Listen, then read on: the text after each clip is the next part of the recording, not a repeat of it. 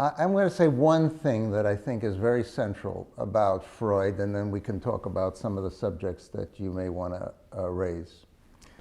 I think the thing that is often overlooked in thinking about Freud's work and Freud's influence, and not specifically said, because people think about Freud, they think about psychoanalysis as a therapy, they think about sexuality and his views of sexuality, they think about the unconscious.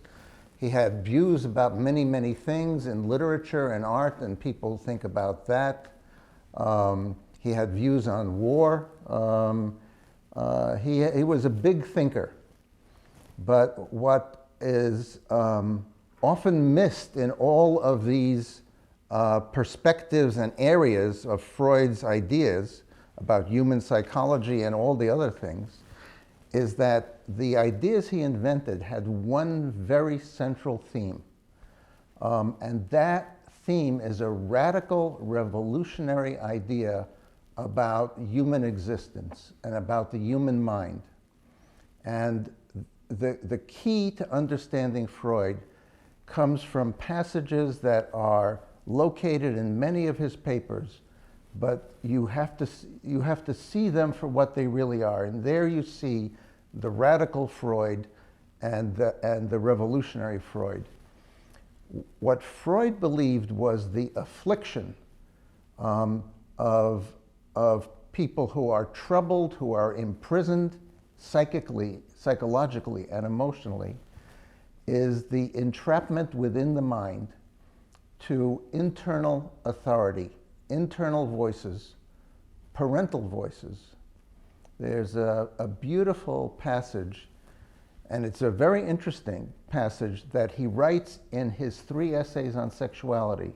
So here's Freud writing 3 big chapters of a book on sexuality. But the most important passage in that book is a passage where he's talking about the relationship between generations. And he says that every human being, it's like a declaration of psychological rights. He says every human being goes through developmental stages in their lives in which they are able to find the freedom from the voices of the past, from the voices of the parents, from the imprisoning voices of previous generations. And in a sense, he says that neurosis, the psychological entrapment, is the failure of some individuals to get past these voices. And he adds to that the progress of civilization requires that each generation be able to free themselves of the voices of the past. It's really an amazing, radical point of view that to move forward, we must be able to not be locked in by parental generational voices. And the process of psychoanalysis, the overall process, whatever you think about somebody's symptoms and their relationship with their father and their mother and their Oedipus complex and their dreams and so on, this is his radical idea, that to move forward as an individual and for humanity to move forward, it means to liberate ourselves from the narrowing and imprisoning voices, internalized voices, the voice of parental authority seen in individual ways and in larger ways. And we know that. We know that in science. If you want to make progress in science, you can come up with a new idea, a radical new idea, and that idea is going to be fought to the death until that generation dies off. And a younger generation comes that is able to think in these new ways, And that's what Freud felt was the project of liberation of each individual, to be able to go forward in life, not to forget about the past, not to forget about parental voices, but to be free of them, to be able to speak for oneself in words that Freud never used, but is very common now in psychoanalysis, as a personal agent, as an agent of one's own mind and one's own destiny in life. And that is the goal in psychoanalysis. When you do individual treatment with a person, of course you want to help them with their bad feelings, you want to help them come to terms with their struggles with parents, families, spouses, job, all these things. But none of those things happen unless that person is able to look at the imprisoning stories and the imprisoning voices that have held them frozen and not able to move forward in their own mind. They're listening to old voices, and to move forward they have to listen to themselves. So this whole idea of being able to be an agent, a person who has his own destiny, who owns his own destiny, is very much in the flow of Enlightenment thinking that went on from the late 18th century on, of the human individual and human individuality. This is Western culture. It's different from Eastern culture. The Western idea that the person as an individual has rights, has a destiny, and has a right to owning that destiny. Freud is very much in that flow, that intellectual and even emotional revolution that's still fighting today.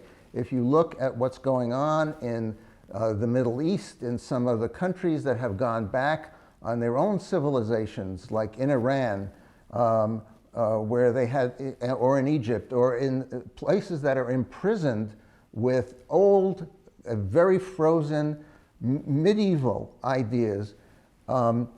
This is what the Enlightenment was about, to free us from this kind of imprisoning thinking. And Freud brought that down to the level of the individual, that every individual needs to be able to get over, to move forward in letting go these internalized voices, and then they can be the master of their own destiny and of their own mind. And the way he framed this in terms of psychotherapy, he called it psychoanalysis because there was no other psychotherapy at the time. He invented it.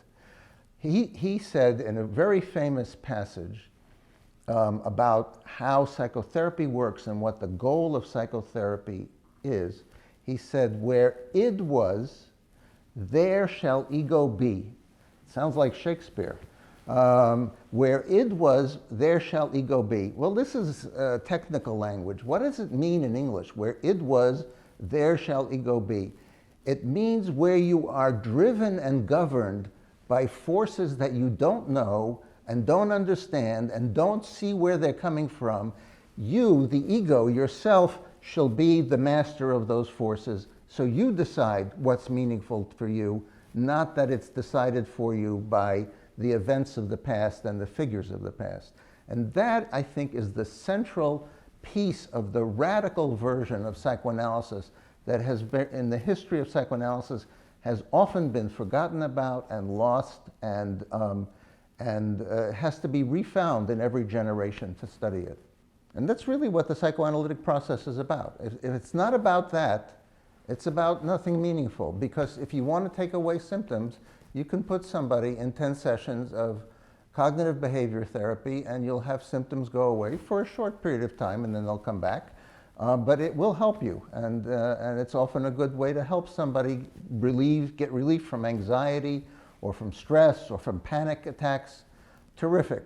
But if you want somebody to be liberated from the sources of this so that they can think with their own minds freely and really understand what is all this anxiety about and where is it coming from, and become an agent instead of a victim of their lives, they have to do some more work. They have to do something deeper. And that was what Freud was onto. He made many mistakes, he had many wrong theories, you can read a paper of Freud's, you read a paper and he's setting out the doctrine. He's saying, this is the way it is. And then in the middle of the paper, if you read it carefully, he says, well, you know, maybe this, and he didn't have a computer, so he couldn't erase the paper. He's writing it all, right? So when you write it, you don't just erase it and tear up the pages. You got a lot of work there. So he would get to the middle of a paper, you could publish this way, and he would say, you know, maybe we haven't said the truth here. Maybe there is another way of looking at it. And he would change his ideas in the middle because he wrote, and this is another way that Freud is misunderstood. people take Freud as if it was, so Freud was that's this kind of thinker, not just because he didn't have a computer. But people read Freud very often as if he were writing the truth and you're supposed to learn it. He never felt that. He didn't write this way. Freud did not, he wrote to tell what he thought, but he used his papers as a method of thinking. As he's writing, he's thinking, and he's trying to work out a problem. Freud is like an oyster with a piece of sand in him, and it's bothering him, and it's annoying him, and he can't figure out the answer. So late at night, he sits down after all his patients, and he starts to write a paper about the piece of sand, and he can't figure it out. And he has a bright idea, and he says, oh, this is it, here we go. And he takes off, and he says with the voice of authority from Middle Europe, Herr Professor, and he says, this is it. And then in the middle of the paper, in one paper, which one of his most extraordinary papers, Observations on Transference Love, halfway through the paper when he said, it's this, and this, and this, you turn the page and it says, maybe we haven't really said the whole truth here. And then he goes page by page and takes apart everything he said before and changes the entire theory. Now, this is a man who's thinking all the time and changing his thinking all the time. But since then, because people tend to get trapped in the voices of the past, people read Freud, especially organized psychoanalysis as a field, read Freud as if this is the truth. This is not a fluid, growing, changing point of view, but this is the way it is. This is how you do it. This is how you think about it. So even the revolutions, we know that the revolutions become their own version of fascism down the line. It happens to every revolution. The job of every generation is to free itself from these orthodoxies so it can think openly and arrive at its own destiny. So this is my initial take on what really Freud is about. Yes, I think if you read his writing as dogmatic, then I don't know. That's not a Freud I read. He is playing with the reader all the time. He is joking, he's provoking, he's saying, well, should we do it this way? He says, well, there are advantages. Anybody who's reading Freud as dogmatic is not thinking. They're just taking it in. They're just being a student. They're not being a partner with him in the thinking. And they're not watching him play with the ideas and tease the reader and get to a certain point, and then he'll say, oh, but how can that be? And he'll turn around and go in a completely different direction. And the play and the range is amazing there. I have a patient who is a man of the arts, of drama, of theater, of literature. Freud wrote 24 volumes. I've been reading Freud since I'm 15 years old. I'm not going to tell you exactly how long that is, but it's more than a half century by a lot. And I have not yet finished the 24 volumes. And I think I'll get there, maybe. He read the 24 volumes in 3 months, cover to cover. And he says, this is so, and he's not a psychoanalyst, not a psychologist, but he's smart, a literature man, understands the complexities. He says, this man is crazy fun to read. He's all over the place. There's no idea that he's not open to. And he'll turn you around and around until he finds something that he feels really makes sense, and he brings you along. And that's exactly what it's like to read him, as far as I'm concerned. So if you're reading Freud as if it's the Talmud, or if it's the Bible, and it's saying do this and don't do that, and this is the way it is, and this is not the way it is, you're reading every third page. Because you forgot the second page where he said, no, that's not the way it is because there's something wrong. He evolved with his own theories, but it wasn't like he was getting his theories from nowhere. He was a working clinician psychotherapist who saw patients all day long, challenging patients. Some of his patients have written accounts of their analyses with Freud, they had war in there. They were debating and objecting and resisting and fighting with him. And he learned he was like being carved and sculpted, sharpened like a knife by his own patients. They weren't sitting there like passive, dumb. They were among the most intelligent psychoanalysts and artists and literature people. People came from all over the world to be in analysis with Freud. So he was being challenged, and he was challenged by theorists. Now, yes, there was this other side. There's this whole Central European, but also isolated Jewish side that we have to protect, this very precious idea, especially since what he was saying was so controversial. You know, you're talking about infantile and childhood sexuality in a Victorian period. You're talking about the idea that has contradicted all of Western philosophy for 2,000 years, that we don't know ourselves. And our consciousness is just a small layer of our whole being, but which is now more accepted today. That we have, it's more accepted now 114 years or more after Freud has written. Now today, if somebody says we have some inner truth about ourselves that we don't always know, that carries us through life, some way of being that drives us in a certain way that we're not always aware of. If you said that today, you would say, wow, that's a very nice 2014 idea. That's not a 2014 idea, that's from 1898. That's over 120 years old. It's, you know, that's a Freudian idea, that there is some inner self and some inner truth that is a part of our upbringing, a part of our experience, and maybe a part of what's inherent in every human being to find its own destiny as an evolutionary outcome, that we are created with this capacity, that there's, just like we have an opposable thumb, there's an internal capacity in the mind to try to find its own truth and to make itself healthy. And these are Freudian ideas.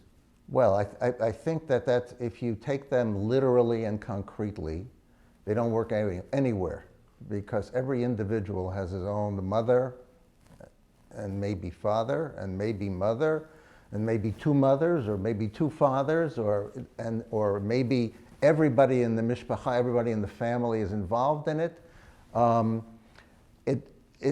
I don't think it's true to say these things are or aren't working.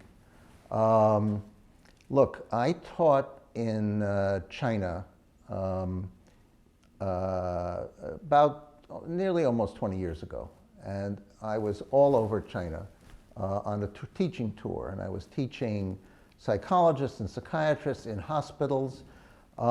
Remarkable, people don't know that Freud was always free to read in China, no matter what, under communism. It wasn't like the Russians. The Russians are paranoid about everybody. But the Chinese, you could go into a library and get the Chinese translation of Freud and read. It's an old translation. It's not a good translation, but you could go freely read. People were fascinated with what was coming in the new psychoanalysis, the psychoanalysis that, you know, Freud, let me back up. There were three great thinkers at the end of the 19th and early 20th century: Darwin, Freud, and Einstein, right? Darwin was wrong about most things that he said. First of all, Darwin didn't invent the idea of evolution, Lamarck did. Darwin was a Lamarckian, which meant that he thought the genes inherited traits from the environment, which later was learned was not true. But Darwin had brilliant ideas, and he really put the science of evolution in a way, but there are people who don't believe in evolution. You know, even today, it's not the monkey trial in Tennessee in 1920 that you can go to. You can go to Tennessee today, and they're still fighting about evolution, probably in some other places too. They're still fighting about evolution. But Darwin as a personality, nobody cares about his life, his affairs, you know, his mishigas, his craziness. Einstein, we know he was not a perfect character.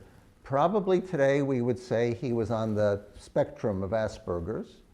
He also had his affairs. He liked women. He also had very radical ideas about war and about how society should be organized. Nobody cares because he was contributing to a science within a science. Freud, first of all, biology existed before Darwin and physics existed before Einstein. Psychoanalysis didn't exist before Freud. So you have this Middle European Jew who invented a whole field by himself in his own mind. And of course he made mistakes and was wrong, and he was this liberating thinker, and he was very afraid that people would take the truths of what he had found and ruin them. So he was very protective. You know, there's no, you can say whatever you want about Freud, Einstein, and Darwin. The only question I have is, you know, show me the money. Do the ideas work? Was he a liar, whatever, a philanderer? Was he playing around? I don't know. Who cares? Do his ideas work? You know, I don't like to quote him so much because he was the man who arranged the Tiananmen Square massacre. But Deng Xiaoping, the Chinese leader who took the Chinese out of communism and brought in the whole free market economy and changed their whole destiny, said, when people challenged him about leaving the doctrine, he said, whether it's a white cat or it's a black cat, if it catches mice, it's a good cat. So if Freud's ideas catch mice, this is all that counts. Do they prove out? And you know, you can read science today. We have this in this world, in this day. There are people who read science and say there's no climate change that's due to human participation. Okay, if this is your world, live in it. But the research, hundreds and hundreds and hundreds of pieces of research published in refereed journals, the way of working in psychodynamic therapy with successful outcome that lasts a long time is proved over and over and over again. If you choose not to read that data and you choose to read another data set, that's fine, but you have to live in that world of your own making. Now, why psychoanalysis is not more integrated, it's, and is more controversial somehow, I think there are a number of factors. It's not like one easy answer. First of all, Freud was developing it as a private person. He taught at the University of Vienna, but psychology had already gone into the world of rats and behaviorism, of American behavior. I say it very frankly because it still exists today, American dumb behaviorism. This has been the great American export to all of psychology all over the world. That what Watson said is that the person is a black box. We can't look inside. We only can see the behavior. Well, no physicist would say that about his science, and no biologist would say that about his science. You use the behavior, the things you can see, to make understandings and prove them out about what's inside. And that's what psychoanalysis does. So if you take a simplistic and superficial view, you get certain kinds of psychotherapies and certain ways of looking at psychology that are very fixed and very frozen, very external. And there are therapies that are very effective. If you have anxiety, if you have panic, if you have depression, and you go into a cognitive behavioral therapy, it will help you. And if you take medication with it, it will help you. And the two together will be better. But if 5 years from now you want to be free of your panic and free of your anxiety and not have it come back and not have to go back on medication, go and talk to somebody for a couple of years, even once a week. And the effects are more powerful and long-lasting, and there's hundreds of studies that show this, whether it's deep scientific studies comparing groups, or even from some years ago, the Consumer Reports magazine did a study of people, the public, who had psychotherapy, and found that those who had longer therapies felt better longer. So they came out with a simple recommendation: talk therapies work, and longer talk therapies work better. So these, you know, and every piece of data shows that. And it's because it's something about where you go in a relationship with another person that opens up what is in you for questioning. You know, you are writing your own Freud paper when you talk to a therapist. You're writing down, this is the way it was, and this is what my father did to me, and this is what happened. And then after some sessions or some weeks and sometimes some months, you have to turn the page and say, maybe we haven't told the whole truth here. Just like Freud. This is the task of every human being, to free themselves of the story that they think is the only story. And that's true psychotherapy, and that's the way people free themselves in their lives.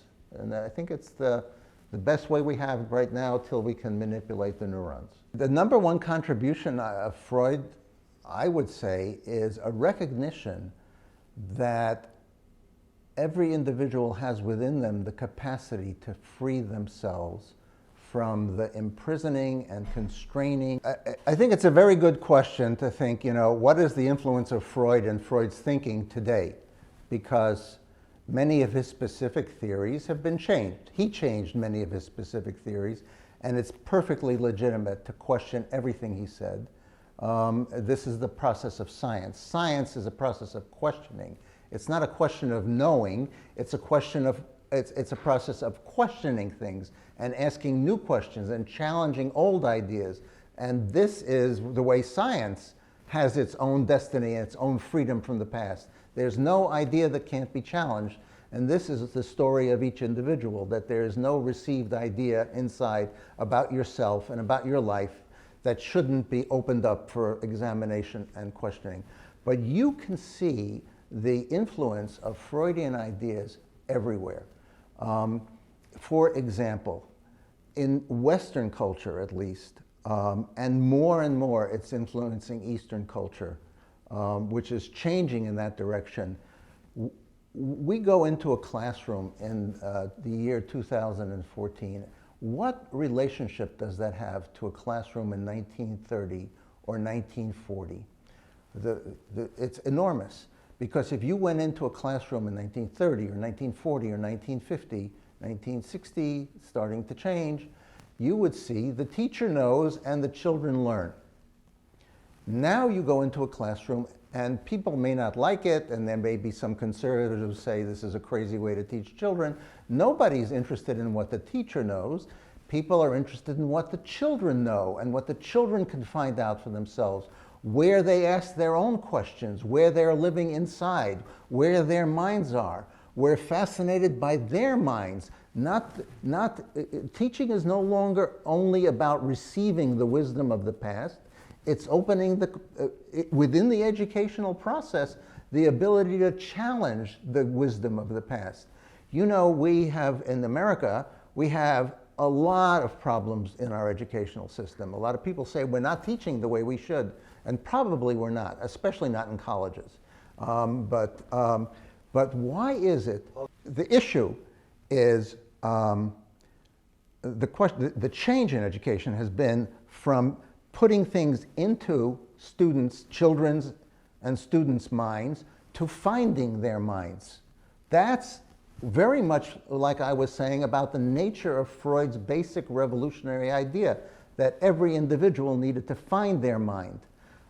And if you ask about cultural differences, the Koreans, for example, are extraordinary at being able to teach their children well, to pump their brains full of knowledge, better than any other system, better than any other nationality in the world. But where do they want to send their kids? By helicopter parents, you know? They want to send them here for their education, because here they know the children will be asked what they think, not told what they think, and this is the source of creativity. This is the source of innovation. If you're simply absorbing the fixed and traditional ideas of the past, there is no creativity, there's no freedom. And I'm not saying that that things can get out of balance. They can, so that you don't educate properly. But the idea that we teach and we think about education in a completely different way than we did 100 years ago, that's certainly within the framework of Enlightenment thinking that's been going on for a couple more centuries, but it's very much about Freud's way of thinking about the individual mind. It crept into the American consciousness through the work of one pediatrician, Dr. Spock. Dr. Spock was psychoanalytically trained. He studied Freud. His whole way of thinking about the interaction between parents and children, and how parents need to listen to their children, and how parents need to listen to themselves and be their own authorities, this comes from psychoanalysis, and this comes from Dr. Spock, which is still a best-selling pediatric book today. If you go to Britain, Donald Winnicott, who is a great psychoanalytic theorist, started out in life as a pediatrician. He was a baby doctor. And he gave lectures on the BBC about mothers and babies and how they should interact. That whole idea of listening to the baby and looking at the relationship is part of the flow of psychoanalysis that's just in the culture, completely in the culture. The only place it's been lost is in psychology, as it's taught in the colleges, where the idea that you pay attention to the relationship somehow got lost. American psychology and academic psychology in other countries, in Israel, follows the same route. People don't look at the human process of relating. There's an over-scientism and a very basic misunderstanding of science. Science is not based only on an experiment that shows one group versus another group. Science is about observation, it's about questioning, it's about learning from experience, it's about field work, and it's about clinical studies, individual clinical studies. There are more than one way of knowing, and academic psychology has forgotten about that. And for a lot of complicated reasons, psychoanalysis never got into the academy. It was protected as a little private club, and psychology rejected it. They're both responsible, but it's unheard of that you would not teach Einsteinian physics in a university. It's unheard of that you would not teach evolutionary biology in a biology department in a university. But if you go to the top 1,000 American colleges, you will find maybe 5 courses in psychoanalysis. That something's wrong there. And we as a culture are losing something very important in this, whatever happened historically, which is for the, the sociologists the historians of science to figure out. Yeah, there's an old Greek word that I'm forgetting right now that specifically is used to, I remember the definition, but probably when this interview is over, I'll remember it, as these things happen with the mind. Epigon, it's the word epigon, E-P-I-G-O-N. What is an epigon? And this is from the Greeks, right? Where they had great thinkers, Aristotle, Plato, Socrates. An epigon is a second-rate follower of a first-rate thinker. So you have revolutionary thinkers, and then you have the followers, generation after generation, who are not thinking openly and freely for themselves, but are learning the truth of the master. But the truth of the master is a prison. If you can't rebel against the truth of the master, you're in a prison. Freud maybe helped to create that prison because he was so protective of these ideas that got him a lot of bad press. It was accused of being a Jewish science. He was a sex maniac. He was, inventing crazy ideas. These attacks happened to Darwin, but more after. He didn't have to suffer them himself, and nobody cared what Einstein said. It only mattered if you could make a bomb. So, but Freud, so it became very protective, and psychoanalysis they are responsible because they became, largely in the world, it's trained, the training is private. There is some in some universities, but it's hardly exists there. It's all private. It's a private club with crazy rules about education that are based on no real educational principles. They've never studied it. They just inherited it. And it's a disaster. It's a disaster for the utility and the meaningfulness of psychoanalytic ideas. Not psychoanalytic ideas, word for word what Freud wrote, but the whole idea of how the human mind and the human personality can open itself and free itself and cure itself in relationships. and by looking at the voices from the past. Well, I'm not sure. I'm not sure that more people. I think that psychoanalysis has had a huge amount of impact, and as I said, there is a kind of social ideology that people should find themselves, and they should find their own voices. That children should speak with their own voices and not just be parrots. So, and I think I think that in the whole culture today, about which is controversial because some people don't think it's a great thing, there is a kind of emphasis, it goes back and forth like a lot of ideas in the world and in society, that people should be listened to, that people should find their voice. This is the phrase. It sounds like it came from California. It didn't come from California, it came from Vienna. That people needed to find their inner voice and find their own truth and find their own way of thinking that releases them from parentalized voices of authority of the past. And this is very much in the culture. So to think that psychoanalysis is limited to some little area of thinking, it's not. It's in education. It's in our understanding of human sexuality and human development. It's a common phrase. You hear people talk about it. That guy is so anal. That guy is so anal. Where did you get this word that somebody is so anal? What kind of a language is this? Well, everybody knows what that means. He's kamtsani, he's stingy, he's not going to he doesn't give up much, he's constipated in his emotions. This comes from Freudian theory, and it's in and everybody, people will talk about the Oedipus complex, and the fact of the matter is, even among the therapists and psychologists who don't adopt, today you can read in the journals that the academic psychologists are looking at the relationship and at the transfer. They won't use these words that Freud invented, transference and countertransference, but they'll talk about the patient's feelings for the therapist and the therapist's feelings that may be a problem for, that come up, whether it's sexual feelings or angry feelings or whatever, and they don't trace it back. They don't read Freud. They don't cite Freud in their references, but they are looking for some reason at what's going on between. This is what came from psychoanalysis. And you can say, well, that applies only to mental health, and that's really a small percentage of the population. Well, if you look at the National Institutes of Mental Health Statistics, somewhere between 20 and 30% of adults have some mental illness, which means they're getting treatment somehow. And that's, when you say mental illness, you're talking about serious depression, serious panic, or worse. There are other people who are struggling, having difficulties in their lives, that are also going to therapists, counselors. All of it is a part of this psychoanalytic revolution, even if the sources have been forgotten or even erased deliberately. So a huge percentage of people, it's a major area of medical reimbursement, go to therapists and counselors for some kind of therapy.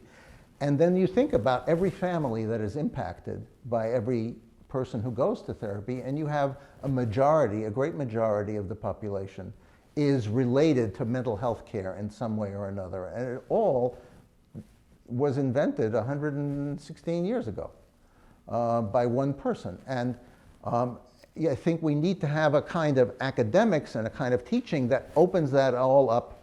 And it's fine, we can blame the psychoanalysts for being a cult, we can blame the American psychologists for being a little dumb and being a black box themselves. But in the end, the problem has to be solved because all of this has to be part of scientific inquiry. And if it's not, we are going to be shortchanged as individuals and as a culture. But I wanted to say something when I was teaching in China, that the Chinese, we make a lot of assumptions. It's a different culture. We treat people as if it's really different. They're not the same. There's Harry Stack Sullivan, a great American psychologist who studied Freud, but had his own ideas, which is the way to be, said, we're all more commonly human than otherwise. And the Chinese are commonly human like us, and the Japanese too. And they have the only child syndrome in China. So you want to be, there's lots of influences, and they are very interested in the influences of the parental expectations and demands and authority on the only children. And we did interviews with only children in China. They are so angry. They feel that they are carrying the whole family on their shoulders. And you know, they wouldn't never say this to their parents. They would never, you know, rebel in an open way. But if you talk to them a little bit and give them a sense of some space and a sense of some freedom, this voice of how they have to be the one who carries the success of the family on their shoulders, and they can't think for themselves, they are angry and they are troubled and they want to get rid of this thing. And they understand why it's there. You know, when I was there, it was in the middle 90s, the one-child system was not questioned. And the reason it was not questioned is not because of a dictatorship. From what I understood, I spoke to serious doctoral students in politics and economics and sociology. They said, we will not survive without this policy. We hate it, but we will not survive. We will not succeed as people without this policy. We hope that by 2015, 16, it will be gone. That's what they told me in the mid-90s. In 20 years, it'll be gone. And they're right, it's going. But they were first beginning to see the problems it has created. But these are human problems, the problems of parental expectations that imprison you. So, and you know, some people are more polite. Some people, you know, have a culture where you don't confront. Well, this is very much an Eastern culture. You don't confront. If you come from some Western societies, you do confront. Some people create their toilet facilities in which you could eat off the floor. You're German or you're Japanese, you can have your meal in the toilet. If you're Chinese, you don't. But these cultural differences are the little distinctions, the common human issues of dealing with one's parents, of dealing with the voices that are telling you who you should be, and the question of can you find some little space to be who you want to be. This is a human question that is across all cultures. You know, if you want to think about the influence of Freud and the way families are arranged, and you know, we have a whole different idea in modern society, Western society, about how we have very different ideas about women, right? And Freud is in this box of being the misogynist. Freud had these ideas, what do women want, that they're all suffering from penis envy. This is, you know, you can take a doctrine from anything and make it sound stupid and silly. Freud was not a simple-minded person. But a lot of the liberating ideas of psychoanalysis, the idea that every person needs to find their own truth and their own freedom from internalized voices, he applied that to everyone, and that includes women. So the extent that the idea became that women, as much as men, should be the masters of their own destiny and their own sexuality, whatever misogyny or cultural limitation you want to apply to Freud as a thinker or as a person, that very much is a legacy of psychoanalysis. There's the paper I cited, mentioned in an earlier part of this interview about, it's called Observations on Transference Love.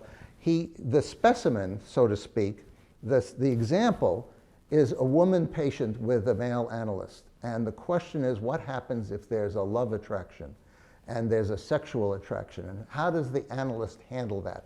And he goes through a whole discussion of what it means and how to handle that. In the middle of the paper, he changes his mind. He says, this is really not the truth. But at the end, there's this beautiful manifesto. He says, but really what it comes down to, why should an analyst not give the patient his love? She's in love with him. Why should he not give the patient his love? Because she is entitled to have the freedom of this love to take with her the rest of her life into her real life. And that's his goal. So there is a women's liberation statement that is written in 1915 and is about the entitlement of women to their own sexuality, their own bodies, and their own ways of loving that is as modern as it is 100 years later. So why did the... This fell off. Lucky it's the backup. So The feminists don't just hate Freud, they take him more seriously than most. Freud is, if you read feminist literature and feminist literary criticism, Freud is all over it. All over it. And they take him seriously and they read him and they argue with, it's exactly how Freud should be used. They argue with him, they find the truth, they find what's wrong, and it's a process of ongoing discussion and debate with Freud and Freudian theory. And I can't think of a better way that a great thinker should be dealt with. So, and why is that? They don't, because Freud is complex. He didn't have specific ideas that women should be limited. He talks about the rights of women, the rights of every human being to be able to become themselves and to take ownership of themselves. That sense of personal agency that's core in Freudian theory, that he never used this word. Most languages don't use this word about being a personal agent. It's a very English language word. It's all through his thinking, this idea of being your own agent, and it applied as much to women. And I think the feminists saw this side of Freud. And they've been very interested in the questions he raised. His hypotheses that were wrong have been, but you know, the best hypotheses are not the ones that are right and wrong. They're the ones that make you think and make you argue and make you look more and more deeply. Silly ones you won't argue with for 100 years. Intelligent ones, provocative ones that have some little grain of truth are the ones that you will take in and fight with in journal after journal and book after book for 100 years. And that's what's going on in feminist literary criticism, and it's beautiful, it's amazing. How would I answer somebody who's kind of taking a blanket anti-Freud, Freud is a charlatan, Freud is a jokester, Freud is a fraud approach? Why would I discuss it? It's not part of a reality that exists. These are games to play to sell books and to have radical, fixed ideas. It's not serious study. We can read the same books about climate change and global warming that, we can show every piece of data that shows that what the scientific world believes isn't true. But I think you should spend your time reading things that, seem to make more sense. I don't know, I haven't read his book. I can't answer his challenges, but the challenges about the person to me are irrelevant. What's relevant is, do you have something to add to the theory? Do you think the theory is wrong? Well, show me how in a way that's convincing. Argue it. I'll look. I haven't read his arguments. But it's very easy when you don't, you're talking and people haven't read the original sources and they don't know what the argument's about, and somebody comes and they have the label of a professor or a French philosopher or a former Freudian, like a former Scientologist or whatever, who's giving you the truth. But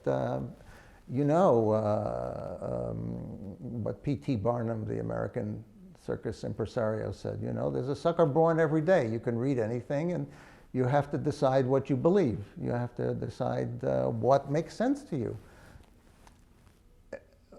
It's an agenda. It's a perspective with an agenda. The question is, have you read the original, read some stuff, then read him, see if it makes sense. If it does, have a good lunch. I think, first of all, no human being accomplishes something single-handedly. Freud is a product of his time.